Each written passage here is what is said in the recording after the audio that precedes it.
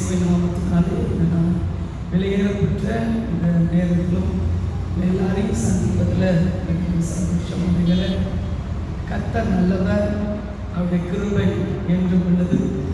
அவருடைய கிருபையின் கரம் இதனாலும் ஒவ்வொரு மேலும் ஆளுகை செய்து பலப்படுத்திக் கொண்டிருக்கிறதுக்காக கர்த்தரை நன்றியோடு ஸ்தோத்திரம் செலுத்தி கர்த்தரை துதிக்கிறேன்.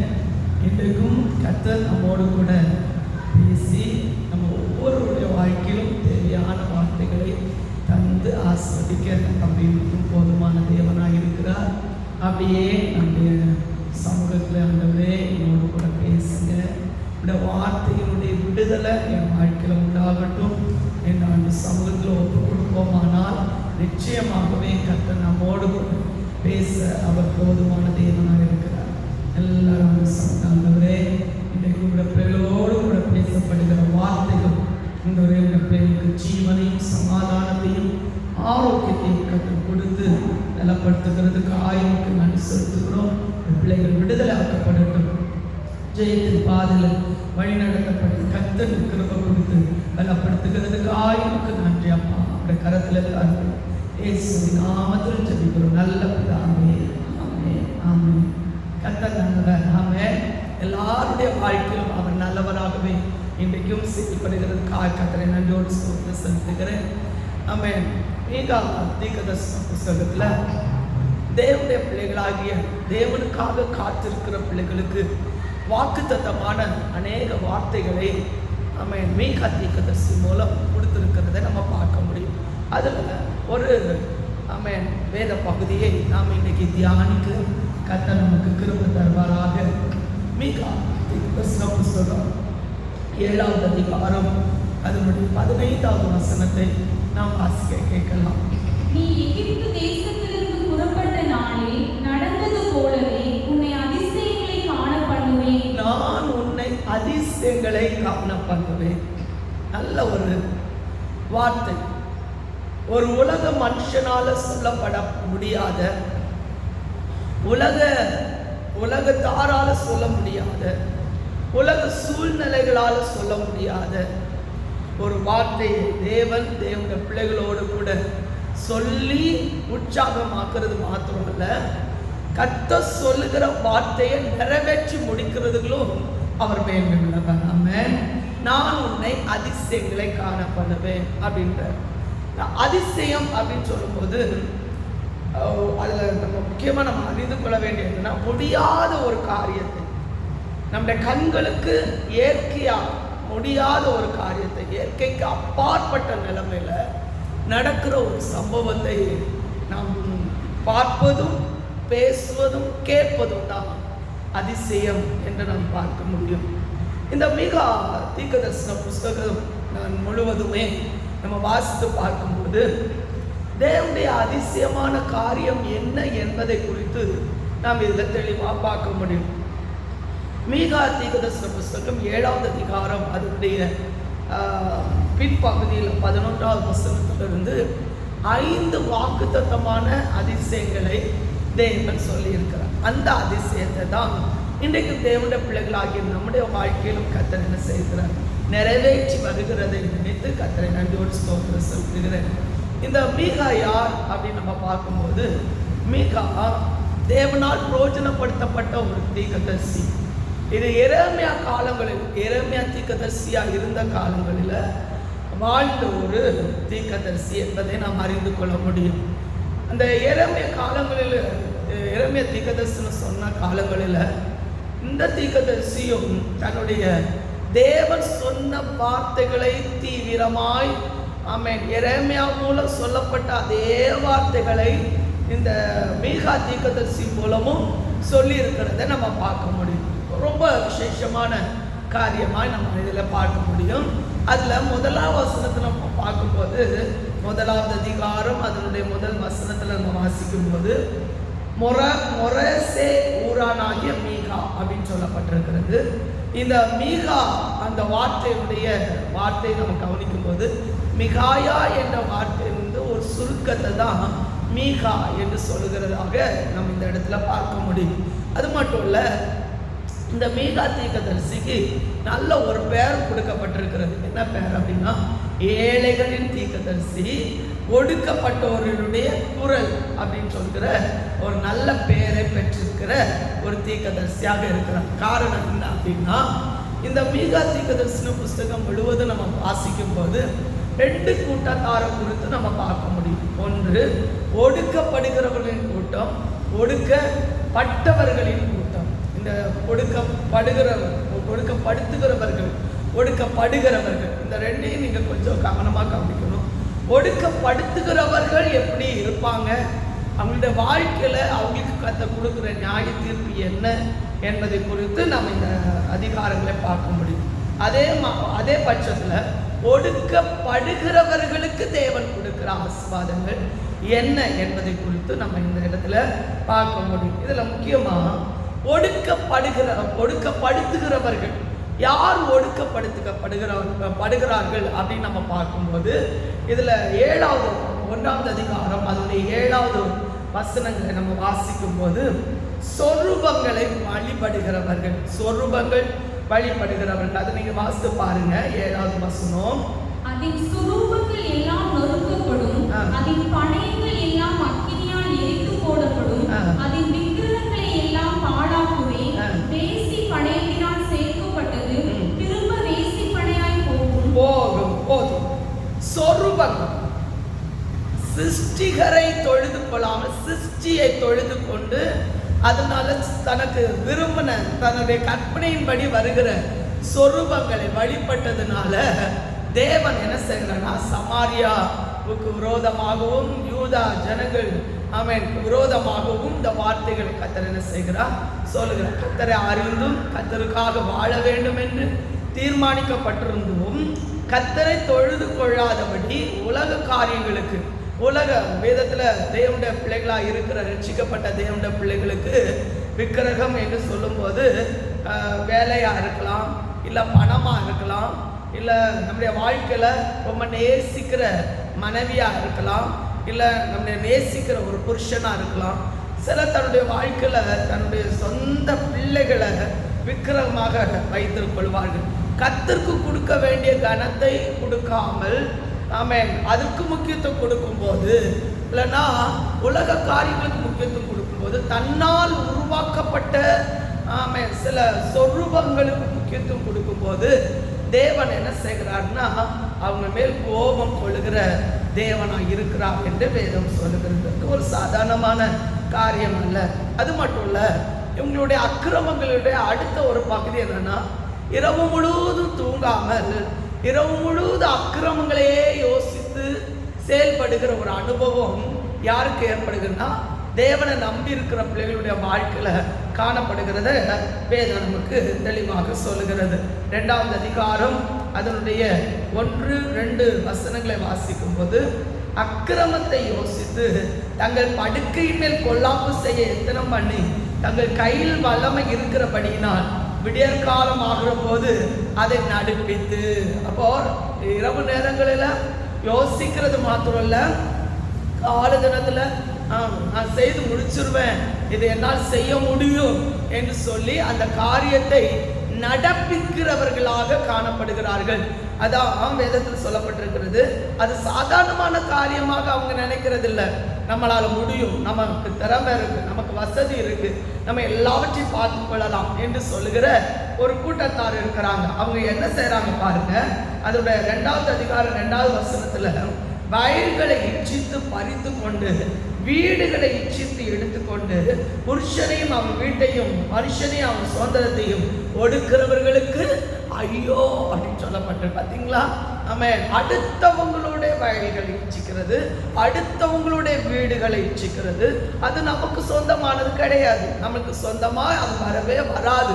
ஆனா நமக்கு சொந்தமா பாராட்டி அதை நமக்கு சொந்தமாக்கி கொள்வதற்காக பல காரியங்களில தந்திரமாய் நூதனமான செயல்களில் ஈடுபடும். இப்படி செய்தா இது நமக்கு கிடைக்கும், இப்படி செய்தா இது நமக்கு கிடைக்கும். இரவு நேரங்களில் எல்லாம் அவங்க யோசித்து செயல்பட்டு இப்படிப்பட்ட காரியங்களுக்கு முக்கியத்துவம் கொடுக்கிறதுனால அவங்க ஒடுக்குறவர்களாக காணப்படுகிறார்கள். இதை ஒடுக்கப்படுகிறவர்கள் ஒரு கூட்டத்தார் இருக்கிறாங்க. அவங்க ஐயோ ஆண்டவரே என்னுடைய பங்கை எடுத்து போடுறாங்களே, எனக்குன்னு பரிகாரம் இல்லையே, எனக்குன்னு சகாயர் இல்லையே, எனக்குன்னு யாரும் இல்லையே என்று ஏங்குகிற ஒரு கூட்டத்தார் காணப்படுகிற அந்த சூழ்நிலையில தான் மீகா தீர்க்கதரிசி மூலம் சொல்றார், ஒடுக்கிறவர்களுக்கு கர்த்தர் நியாயம் செய்கிற தேவனாய் இருக்கிறார். ஆமென். அவங்களை கர்த்தர் என்ன செய்றார்? துரத்தி விடுகிறவர் மட்டும் இல்ல. ஒரு பழமொழி சொல்லுவாங்க, நல்லோருக்கு பெய்யும் மழை தீயோருக்கும் அப்படின்பாங்க. இப்போ துன்மார்க்கனுக்கு எது வருதோ அதுதான் நீதிமானுக்கு வருது அப்படின்னு சொல்லப்பட்டிருக்கு. அப்போ இந்த மனுஷர்கள் செய்கிற இந்த அக்கிரமங்களினால இஸ்ரவேல் ஜனங்களுடைய எல்லா அந்த பிள்ளைகள் என்ன செய்யப்படுறாங்கன்னா பாதிக்கப்படுறாங்க. எல்லாருமே பாதிக்கப்படுறாங்க, எல்லாருமே கஷ்டப்படுறாங்க. இதனால வேதத்துல எரேமியா தீர்க்கதரிசி மூலமும் கர்த்தர் சொல்லுகிற ஒரு வார்த்தை, பாபிலோனியர்கள் வந்து உங்களை என்ன செய்வாங்கன்னா அடிமைப்படுத்துவார்கள். அதே வார்த்தையை தான் மீகா தீர்க்கதரிசி சொல்லியிருக்கிறார். பாபிலோனியர்கள் உங்களை சிறையிருப்புக்கு என்ன செய்வாங்க? கொண்டு போவார்கள். அந்த சிறையிருப்புக்கு கொண்டு போகிற காலகட்டத்தில் தேவன் தன்னுடைய முகத்தை என்ன செய்கிறார்? மறைக்கிறார். ஏன்னா ஒடுக்கப்பட்டவர்கள் ஒரு கூட்டத்தாக, ஆண்டவரே எங்களுக்கு பரிகாரம் இல்லையா, எங்களுக்கு சகாயம் இல்லையா என்று ஏங்கி கொண்டிருக்கிற அந்த காலகட்டத்தில் அவருடைய ஏக்கங்களையும் அவர் அறிந்து கொண்டிருக்கிற அந்த சூழ்நிலையில நீங்க அறிந்து கொள்ள வேண்டிய ஒரு காரியம், இந்த ஒடுக்கிறவர்கள் தேவனுக்கு விரோதமாய் செயல்படுகிற சில காரியங்களை அவங்க செய்து கொண்டிருக்கும் போது, ஒரு குறிப்பிட்ட காலகட்டம் ஆபத்து வரும்போது, தேவன் கைவிடுக்கப்படுகிற ஒரு சூழ்நிலை வரும்போது, இவர்களும் கர்த்தரை நோக்கி என்ன செய்வாங்களாம்? கர்த்தரை நோக்கி கூப்பிடுவாங்களாம். கூப்பிடுகிற காலத்துல கர்த்தர் கேளாதவர் போல் தன் முகத்தை என்ன செய்கிறார்? மறைக்கிறார். காரணம் என்ன தெரியுமா? கர்த்தர் கூப்பிடுகிற நேரத்துல, கர்த்தர் அழைக்கிற நேரத்துல, கர்த்தர் இந்த காரியங்களை எச்சரிக்கிற நேரத்துல அவங்க முக்கியத்துவம் கொடுக்காமல் போகிறதுனால தன்னுடைய வாழ்க்கையில இந்த பயங்கரமான ஆபத்துக்கு நேராக அவங்க கடந்து செல்கிறத நம்ம பார்க்க முடியும். ஆசிக்கலாமா 3வது அதிகாரம் அதனுடைய 4வது வசனத்தை எடுத்து வாசிங்க பார்க்கலாம். அப்பொழுது அவர்கள் கர்த்தரை நோக்கி கூப்பிடுவார்கள், ஆனாலும் அவர்கள் தங்கள் கிரியைகளை கொள்ளாதவர்கள் ஆனபடியினால் அவர்களுக்கு மறு உத்தரவு கொடாமல் தமது முகத்தை அக்காலத்திலே அவர்களுக்கு மறைத்துக் கொள்வார். அக்காலத்திலே அவர்களுக்கு மறைத்துக் கொள்வார். ஒரு வசனம் சொல்கிறது, இமைப்பொழுது நான் உன்னை கைவிட்டேன், ஆனால் உருக்கமான இரக்கத்தினால் நான் உன்னை என்ன செய்வேன்? சேர்த்துக் கொள்வேன். அப்போ இமைப்பொழுது கைவிடப்படுகிற ஒரு அனுபவம், அந்த நேரத்துல எத்தனைதான் ஆண்டவர் நோக்கி கூப்பிட்டாலும் கர்த்தர் காணாதவர் போல, கேளாதவர் போல அவர் மறைந்து இருக்கிற ஒரு அனுபவத்தை நாம் இந்த இடத்துல பார்க்கணும். ஆனா கர்த்தருக்கு பயப்படுகிற ஒரு கூட்டம் இருக்கிறாங்க. அவங்க என்ன செய்யறாங்கன்னா தன்னுடைய வாழ்க்கையில ஒரு தீர்மானம் எடுக்கிறாங்க. என்ன தீர்மானம் எடுக்கிறாங்கன்னா, ஆண்டவரே நான் உங்களுக்காக வாழுவேன், நான் ஆராதிப்பேன், நீங்க நல்ல வழியில எங்களை நடத்துங்க என்று சொல்லுகிற ஒரு தீர்மானத்தோடு கர்த்தரை மகிமைப்படுத்துகிற ஒரு கூட்டத்தார் காணப்படுகிறார்கள். அவர்களுக்கு கர்த்தர் சில வாக்குத்தத்தங்களையும் ஆசீர்வாதங்களை கர்த்தர் என்ன செய்கிறார்? கட்டளை எடுக்கிறார். 4வது அதிகாரம் அதனுடைய 2வது வசனத்தை நீங்க வாசித்து பாருங்க. திரளான ஜாதிகள் புறப்பட்டு வந்து, வாசிங்க பார்க்கலாம். திரளான ஜாதிகள் புறப்பட்டு வந்து நாம் கர்த்தரின் பர்வதத்துக்கும் யாக்கோபின் தேவனுடைய ஆலயத்துக்கும் போவோம் வாருங்கள். அவர் தமது வழிகளை நமக்கு போதிப்பார். ஆமென். வசனங்களுக்கு முக்கியத்துவம் கொடுக்கக்கூடிய ஒரு நேரத்துக்கு அவங்க கடந்து வர்றாங்க. கர்த்தருடைய வழிக்கு நேராக கடந்து வர்றாங்க. தேவன் நம்மை போதிப்பார், தேவன் நம்மை நடத்துவார், தேவன் நம்மை போஷிப்பார் என்று சொல்லுகிற ஒரு தீர்மானத்துக்குள்ளால் அவர்கள் கடந்து வருகிறத நம்ம பார்க்க முடியும். அவங்க வரும்போது வேதத்துல சொல்லப்பட்டிருக்கு, கர்த்தர் அவருடைய வழிகளை அவர்களுக்கு என்ன செய்வாரா? போதிப்பார். நாம் அவர் பாதைகளில் நடப்போம் என்பார்கள். ஏனெனில் சீயோனிலிருந்து வேதமும் எருசலேமிலிருந்து கர்த்தரின் வசனமும் என்ன செய்யப்படும்?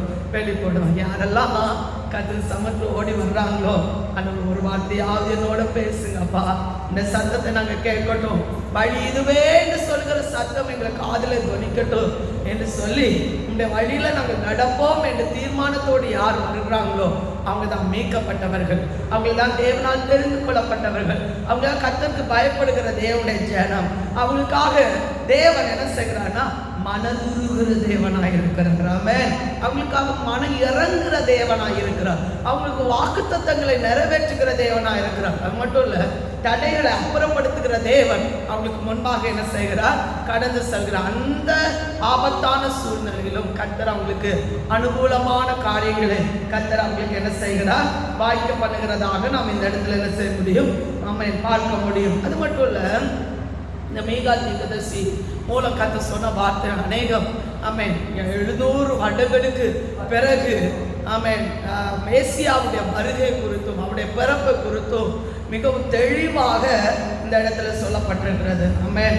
அதோட 5வது அதிகாரம் 2வது வசனத்துல நம்ம வாசிக்கும் போது, பெத்லகமே நீ யூதாவில் ஆயிரங்களுக்குள்ள சிறிதாய் இருந்தாலும் இஸ்ரவேலை ஆள போகிற உன்னிடத்தில் புறப்பட்டு உன்னிடத்தில் வருவார். அவருடைய புறப்படுதல் அநாதி நாட்களாகிய பூர்வத்தினுடைய எத்தனையோ வருடங்களுக்கு முன்பாகவே ஆமென் மீகா தீர்க்கதரிசி மூலம் இயேசு வருகை குறித்து ஆமென் நிரந்தரமான ஆசீர்வாதங்களுக்கு நேராக வழி நடத்தப்படுகிற ஆசீர்வாதங்களை குறித்து, அது மட்டும் இல்ல, அவரை குறித்து சொல்லப்பட்டிருக்கிறது அவர் சமாதான காரணர். அவர் வரும் அளவும் அவர் வரும்போது ஆமென் ஜனங்களுடைய எல்லா கிரமங்களையும் நீக்கி ஆமென் விடுதலையாக்க அவர் போதுமான தேவனாய் இருக்கிறார். ஆமென். இந்த 6வது அதிகாரம் முழுவதும் நம்ம வாசித்து பார்ப்போம் அப்படின்னு சொன்னா, தேவன் செய்த அதிசயங்கள், ஒரு சில அதிசயங்களை இந்த இடத்துல சொல்லப்பட்டிருக்கிறது. காரணம் என்ன தெரியுமா? எகிப்து தேசத்துல இஸ்ரவேல் ஜனங்கள் அடிமைத்தனத்துல இருந்த போது ஆண்டவரை நோக்கி கூப்பிட்டாங்க. ஆண்டவர் குறிப்பிட்ட நாட்கள் வரையிலும் அந்த அடிமைத்தனத்துல கர்த்தர் ஒப்பு கொடுத்திருந்தார். ஆனா எகிப்தியர்களை கர்த்தர் ஒடுக்குனவர்களாகிய எகிப்தியர்களை கர்த்தர் நியாயம் செய்தார்.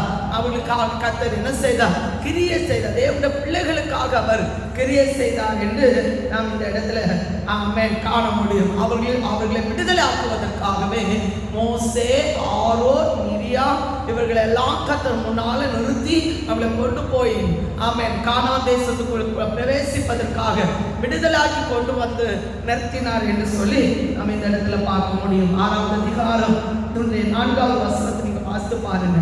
நான் உன்னை எகிப்து தேசத்திலிருந்து வரப்பண்ணி அடிமைத்தன வீட்டிலிருந்து உன்னை மீட்டு கொண்டு மோசே, ஆரோன், மிரியாம் என்பவர்களை உனக்கு முன்பாக அனுப்பினேன். என் ஜனமே, மோவாபின் ராஜாவாகிய பாலாக் பண்ணின யோசனை இன்னதென்றும் பேயாரின் குமாரனான பிலேயாம் அவனுக்கு பிரதியுத்தரமாக சொன்னது இன்னதென்றும் சித்தீம் தொடங்கி கில்கால் மட்டும் நடந்தது இன்னதென்றும் நீ கர்த்தருடைய நீதிகளை அறிந்து கொள்ளும்படி நினைத்துக்கொள். ஆமென். ஆரோன், மிரியாம் என்பவர்களை உனக்கு முன்பாக நான் என்ன செய்தேன்?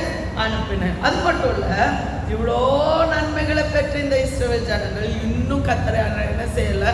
அறிந்து கொள்ளாமல் இருந்தார்கள் என்று வேதத்தில் சொல்லப்பட்டது. அதனால கர்த்தர் என்ன செய்தார்னா, அந்த 13வது வசனம் 14வது வசனத்தில் வாசிக்கும் போது, நீ புசித்து திருப்தி அடையாதிருப்பார், உனக்குள்ள சோர்வு உண்டாகும் என்று சொல்லப்பட்டிருக்கிறது. பிரசங்கி புஸ்தகத்துல நம்ம வாசிக்கும் போது, நம்ம புசித்து திருப்தியாய் சந்தோஷமாய் வாழ்வது தேவன் நமக்கு கொடுக்கிற ஒரு அனுக்கிரகம், தேவன் நமக்கு கொடுக்கிற ஆசீர்வாதம், தேவன் நமக்கு கொடுக்கிற ஒரு மேன்மை. ஆமென். அது கிடைக்காமல் போவதற்கு காரணம் என்னன்னா, கர்த்தருக்கு முதலிடம் கொடுக்காமல் போவதனால தான், கர்த்தரை கனப்படுத்தாததுனால தான், கர்த்தரை மேன்மைப்படுத்தாததுனால தான் இந்த ஆசீர்வாதங்களை அவன் எவ்வளோ திருப்தியாக சாப்பிட்டும் திருப்தி அடையாமல் போகிற ஜனங்களா இருக்கிறார்கள் என்று வேதம் நமக்கு தெளிவாக சொல்லுகிறது. ஆமென். இன்னும் மீகா 7வது அதிகாரத்தை நம்ம வாசிக்கும் போது அதுல சொல்லப்பட்டிருக்கிற, நான் உன்னை அதிசயங்களை காணப்படும். யார் அதிசயங்களை பார்ப்பாங்க அப்படின்னு சொன்னா, தேவனால் ஆமென் முன்குறிக்கப்பட்ட தேவனுடைய பிள்ளைகள் தேவ சமூகத்தில் தன்னை தாழ்த்தி ஒப்பு கொடுக்கும் போது தேவன் அவர்களை கொண்டு கர்த்தர் பலத்த காரியங்களை நிறைவேற்றுகிறார். ஆமென். 5 முக்கியமான வாக்குத்தத்தங்களை கர்த்தர் அவங்களுக்கு கொடுத்திருக்கிறார். 1, அடிமைத்தனம் வீடாகிய ஆமென் பாபிலோன் தேசத்திலிருந்து நான் உங்களை விடுதலாக்கி திரும்பவும் உங்க தேசத்துக்கு நான் என்ன செய்வேன்? வர பண்ணுவேன். ஆமென். அது வேதத்துல நம்ம வாசிக்கும் போது அதனுடைய 12வது வசனத்தினுடைய பின்பகுதியை வாசிக்கும் போது, எகிப்து முதல் நதி வரைக்கும், ஒரு சமுத்திரம் முதல் மறு சமுத்திரம் வரைக்கும், ஒரு பர்வதம் முதல் மறு பர்வதம் வரைக்கும் உள்ள ஜனங்கள் உன்னிடத்தில் என்ன செய்வார்கள்?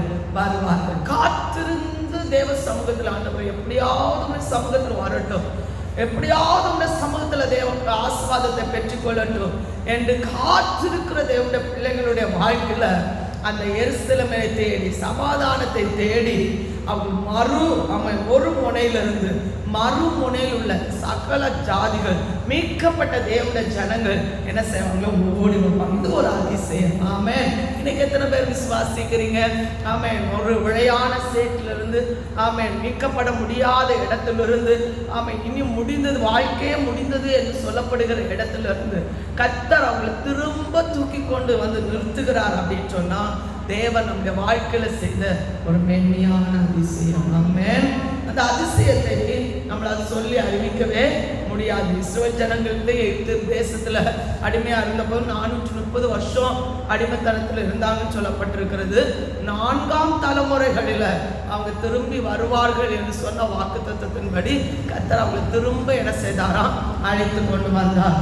அது மட்டும் இல்ல, தேவன் அவர்களை அழைத்து கொண்டு வரும்போது எப்படி கொண்டு வருகிறாராமா, தீவிரமாகவும் வேகமாகவும் அழைத்து கொண்டு வருகிறார். அந்த அடிமைத்தனத்திலிருந்து சிறையிலிருந்து வெளியே வரும்போது அவங்க எப்படி வருவாங்களாம், சொப்பனம் காண்கிறோம் போல் இருந்தோன்னு சொல்லப்பட்டிருக்கு. காரணம்னா அவங்க வர்ற அந்த சூழ்நிலை அவங்களால யோசிக்கவே முடியலை, சிந்திக்கவே முடியலை. அப்படிப்பட்ட ஒரு அதிசயத்தை இன்னைக்கும் இதை கேட்டுக்கொண்டிருக்கிற தேவனுடைய பிள்ளையே, உங்களுடைய வாழ்க்கையிலும் நீங்க இப்படி ஒரு ஆசீர்வாதத்துக்காக காத்திருக்கீங்களா?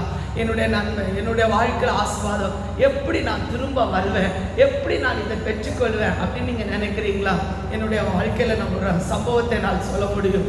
ஆமென். என்னுடைய இழப்பின் மித்தம் அன்று ஊழியத்தை செய்து கொண்டிருந்த போது ஏறக்குறைய 2 வருஷங்கள் ஆகும்போது எனக்கு ஒரு பலத்த சோதனை ஏற்பட்டது. அந்த சோதனையில ஆமென் எனக்கு ஆதரவாக இருந்தவர்கள் அத்தனை பேரும் என்னை விட்டு விலகி போகக்கூடிய, யாருக்கும் எனக்கு உதவி செய்ய முடியாத ஒரு சூழ்நிலையில ஆமென் என்ன செய்வது என்று தெரியாது. என்னை குறித்து தேவனுடைய நோக்கம் என்ன என்பது யாருக்கும் புரிந்து கொள்ள முடியாத ஒரு சூழ்நிலையில அப்படி எல்லாரும் அப்படி பதட்டமா இருக்கும்போது என்னுடைய பெற்றோரால 3 வாரங்கள் சிறைக்குள்ளால் இருந்த அனுபவத்தை நான் நினைக்கிறேன். அவங்க நல்ல காரியத்தை தான் எனக்காக செய்தாங்க, என்னை பாதுகாப்பதுக்காக, என்னுடைய மகனுடைய பாதுகாப்புக்காக. அவங்க அந்த 3 வாரங்களும் அமைதியாக உட்கார்வதற்காக அந்த நாட்களை அவங்க ஏற்படுத்தி கொடுத்தாங்க. அந்த நாட்களில் ஆமென் என்னுடைய சகோதரர்கள் எல்லாம் சகோதரன் சொன்ன ஒரு வார்த்தை, ஆமென் நீ நல்லா இருப்ப, நீ அமைதியா இருக்க, உன்னை ஆஸ்வதிப்பா என்று சொல்லி, இனி நமக்கு இனி ஒரு திரும்பி வந்து அந்த ஊழியத்தை செய்வேன் என்ற ஒரு நம்பிக்கை அற்று போன நிலைமையில தான் ஆமென் என்னுடைய சகோதரன் சொன்னாங்க, இனி அவ்வளோதான் அப்படின்னு சொன்ன ஒரு வார்த்தை நான் நினைவு கூறுகிறேன். இனி முடியாது, இனி உனக்கு ஊழியம் அங்கே இல்லை அப்படின்னு சொல்ற ஒரு சூழ்நிலை கூட சூழ்நிலை வந்த போதிலும் கூட கர்த்தர் சொன்ன ஒரு வார்த்தை, நான் உன்னை அதிசயத்துக்காக பண்ணுவேன்.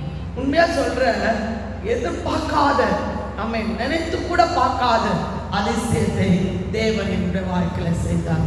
திரும்ப கர்த்தர் கொண்டு வரும்போது தீவிரமாக வேகமாக கர்த்தர் கொண்டு வந்து நிறுத்தினதை நான் நினைவு கூறுகிறேன்.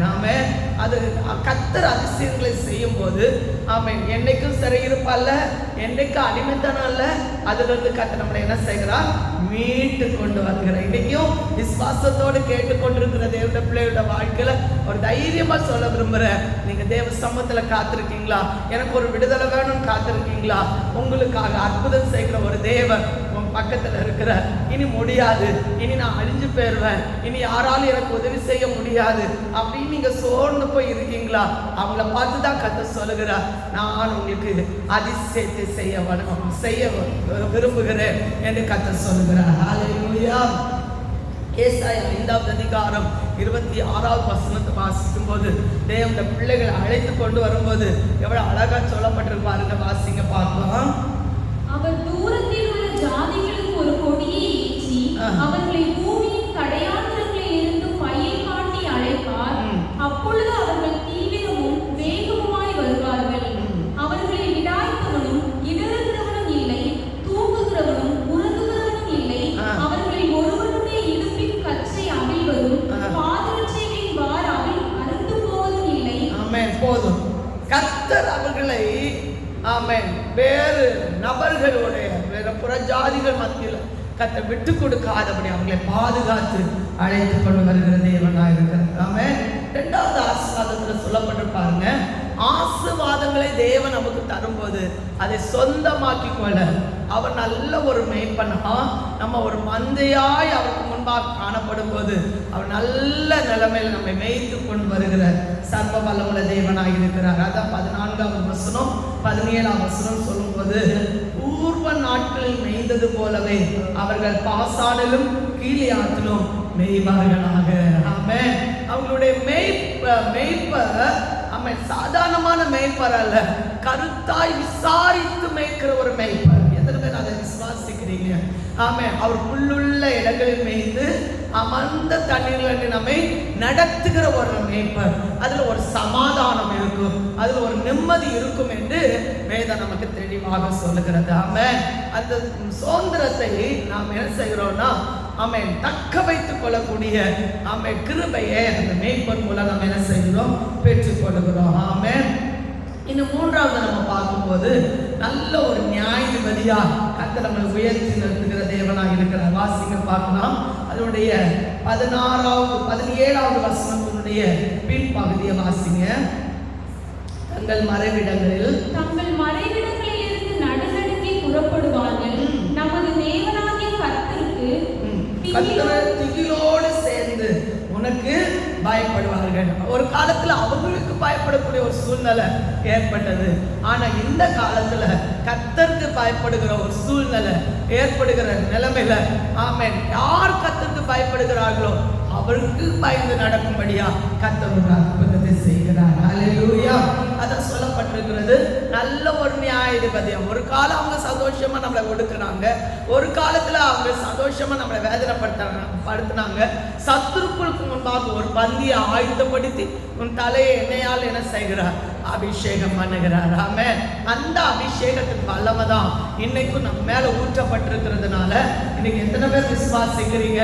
யார் ஒடுக்குனார்களோ அவர்களே நம் காலடியில வந்து நமக்கு பயப்படுற அளவுக்கு, ஆமா, கர்த்தருக்கு பயப்படுற பிள்ளைகளுக்கு பயப்படுற அளவுக்கு கர்த்தர் பலத்த காரியங்களை செய்யும். இதுதான் அதிசயம். ஆமென்.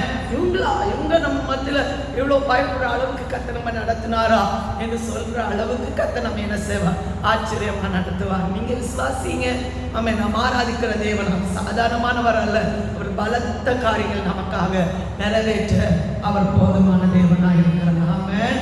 அது மட்டும் இல்ல, நாம் செய்த எல்லா கிரமங்களும் நமக்கு மன்னிக்கிற ஒரு தேவனாக இருக்கிறார் என்பதை நம்ம பார்க்க முடியும். 4வது வசனத்தில் 7வது அதிகாரம் 19வது வசனத்தில் வாசிக்கும் போது வாசிங்க பார்க்கலாம். அவர் திரும்ப நம்ம இறங்குவார், நம்முடைய அக்கிரமங்களை அடக்கி நம்முடைய பாவங்களை எல்லாம் சமுத்திரத்தின் ஆழங்களில் என்ன செய்வார், போட்டு விடுவார். திரும்ப அவர் அதை நினைக்கிற தேவன் அல்ல, அதை அப்படியே மூட்டை கட்டி சமுத்திரத்தில் அவர் என்ன செய்வார், போட்டு விடார். என்றைக்கும் அதை சொல்லி சொல்லி நம்மளை வேதனைப்படுத்துகிறவர் அல்ல. பாவத்திலிருந்து அக்கிரமத்திலிருந்து முழுமையாய் விடுதலை பெற்றுக் கொள்ளும்படியான ஒரு அபிஷேகத்தை கர்த்தர் நமக்கு தந்து பலப்படுத்துகிறார். விசுவாசிக்கிறீங்களா? ஆமாம். அது நம்ம வாழ்க்கையில கர்த்தர் செய்கிற ஒரு பெரிய அதிசயம். இதுல வந்து ஒரு மீட்பு இல்லையா, இதுல வந்து ஒரு ஜெயம் இல்லையா, ஏங்கி கொண்டிருக்கிற தேவனுடைய பிள்ளையோட வாழ்க்கையில கர்த்தர் ஒரு அதிசயத்தை கர்த்தர்களுக்காக செய்ய விரும்புகிறார். ஆமென். கடைசியாக ஆபிரகாம், ஈசாக்கு, யாக்கோபுக்கு கொடுத்த வாக்குத்தத்தங்களை கர்த்தர் கடைசியாக நம்முடைய வாழ்க்கையில என்ன செய்கிறார், நிலநாட்டுகிற தேவனாக இருக்கிறார். விசுவாசிக்கிற பிள்ளைகளை அவர் ஒரு நாள் கைவிடுகிற தேவன் அல்ல. தலைமுறை தலைமுறை தலைமுறையா கர்த்தர் நம்மை ஆஸ்வதித்து பலப்படுத்துகிறவர். இன்னைக்கு எத்தனை பேர் விசுவாசத்தோடு சொல்ல முடியும், என் வாழ்க்கையிலும் என் குடும்பத்திலும் என்னுடைய தலைமுறைகளிலும் கர்த்தர் அதிசயங்களை செய்கிறவர், உடன்படிக்கை நினைவு கூறுகிறவர்.